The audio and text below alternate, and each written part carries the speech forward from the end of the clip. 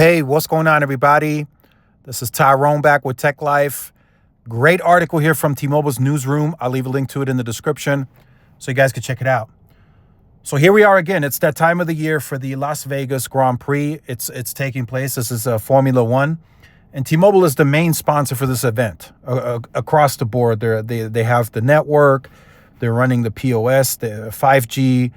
T-Mobile for Business is going to provide their advanced network solutions. All the goodness is going to be there. But that puts the spotlight on everything, not only T-Mobile, but also the other networks. And as you all know, T-Mobile is always comparing themselves to the competition, that they have the leadership in 5G and all that good stuff. So they posted a bunch of stuff that the network there is already good. They made a huge investment for the first Formula One race. And now that it's been pretty much a significant investment has gone into Vegas, they're just making a few tweaks here and there. But for the most part, it's been completed. So here you have a fresh new comparison as of September 28th, 2024. That's probably a little outdated. I would say if you look at October and November's numbers, that could be even closer. But if we're talking leadership and extending the leadership, look how close the speed averages are getting. Yes, I will acknowledge T-Mobile is still faster in this test round of testing. T-Mobile comes in at 200 megabits per second, Verizon at 58.6, and AT&T at 47.2. Got it. Understand. But look how close this is. So when T-Mobile talks about the 5G leadership, extending the leadership in performance, 5G advanced, you would expect to see on this chart a much wider gap. That's just not the case anymore. Verizon has scaled their C-band, AT&T is scaling their C-band, and in performance, they're getting closer and closer and closer to where there isn't a difference anymore in the performance. So if you're going with a T-Mobile line to the race, Verizon AT&T line, you're going to have a very, very similar experience between the carriers. Before the C-band scaled, you would have had a much significantly better experience on the T-Mobile network. But now that C-band is there, they're deploying it. It's getting on more sites contiguously, back to back. They have densification in place. So yes, the performance is inching closer and closer and closer. So is T-Mobile really in a position to say, hey, we're extending our leadership when the competition is getting closer and closer and closer to matching their performance? Right? Unless something drastically changes and this performance goes from 200 to 400 megabits, maybe 500, and Verizon and AT&T stay where they're at, then I would say, okay, that's a huge drastic difference. I can see now T-Mobile extending their leadership in the performance department. But if this doesn't change, and in fact, maybe it gets closer and closer and closer, then what else can T-Mobile possibly do to further extend the leadership? Now the only thing that they can do is just advance the technologies quicker. Like they'll be able to say, we have 5G advanced technologies incorporated in the network first. Yeah, they can still do that. But if we're talking raw performance, there's not much more that's going to separate these carriers. Unless T-Mobile magically comes up with a ton more spectrum and that Verizon and AT&T won't have access to, we're going to start seeing very, very similar performance in the top 100 markets. It's just going to naturally happen.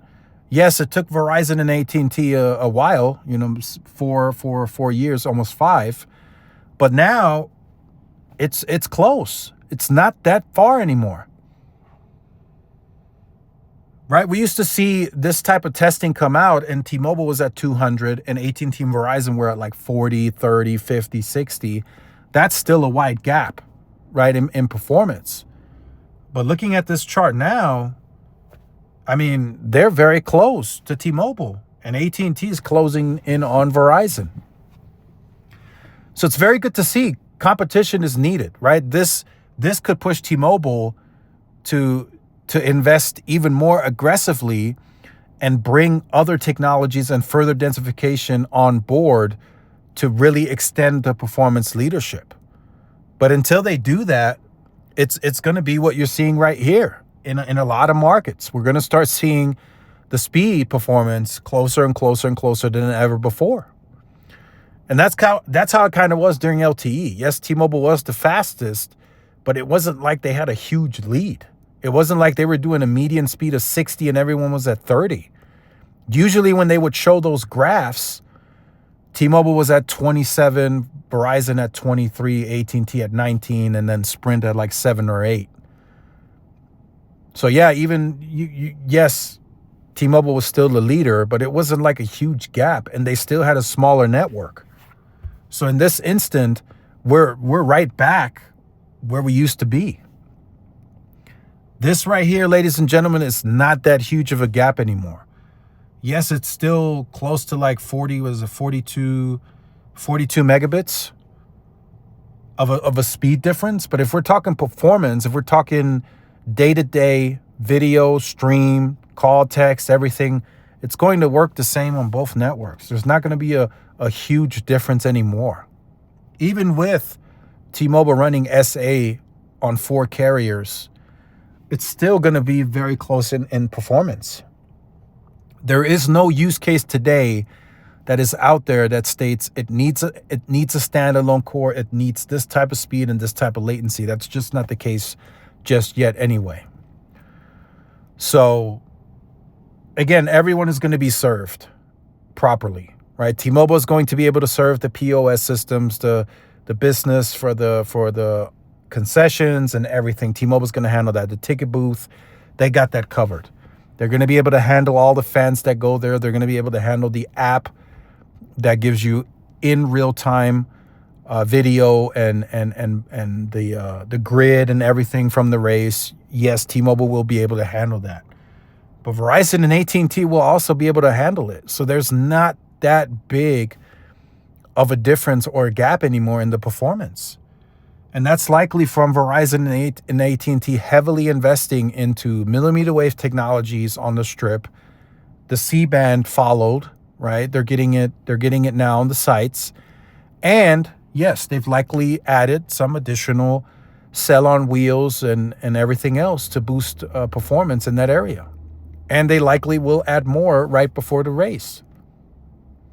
So, like I said, it's not that huge of a lead anymore. If we're talking about the availability, okay, I get it. Look at this. Yes. T-Mobile, they have it. The low band, Verizon at 22, AT&T at 18%. They still have a lot of radios to upgrade. Yes. The availability goes to T-Mobile, still goes to T-Mobile. It'll still go to T-Mobile next year, the year after. It'll be a while before AT&T and Verizon can close that gap. But if we're talking to overall performance, even if you're still including LTE, the CBRS that Verizon's deploying, the densification, the performance is very, very, very similar.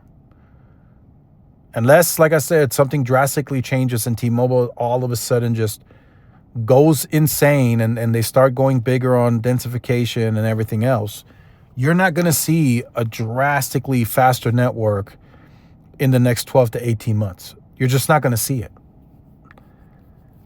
You're not going to see it. So let me know your thoughts in the comments. Like, share, subscribe if you're new. Follow my social media outlets. This is Tyrone with Tech Life. See y'all in the next one. Peace.